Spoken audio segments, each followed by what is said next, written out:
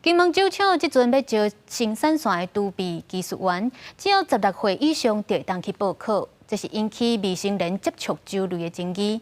不过酒厂是讲，因袂互因吸到酒，而且其他县市的清洁人员嘛是互16岁就会当去报考。学者就表示，15岁到18岁进前是袂当做危险的工课，所以建议酒厂的技术员应该要认定做有危险性，莫互未成年去用这个头路。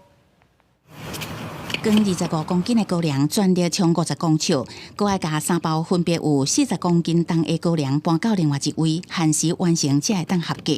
金酒招考生产线储备技术员，吸引袂少少年人来报考，为了摕到稳定的工作拍拼练习。工作的收入比较稳定。16岁来考，你觉得适合吗？16岁？16岁啊？对，太年轻，太年轻了，不适合。不过，金酒招考技术员的年纪是16岁以上，引起外界的议论，因为互未成年长时间踮伫酒精真侪的酒厂工作，可能影响身心健康。金门县长陈福海认为无合理，要求金酒爱讲清楚。不过，金酒嘛解说，厂内禁止啉酒，规个厂区嘛摕袂到酒。也不应该。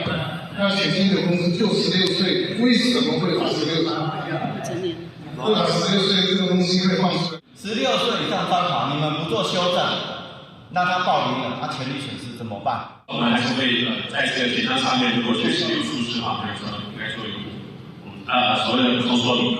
金酒表示，其他县市包括同市、高雄市、新北市政府招考清洁队员，拢同意年满16岁报考。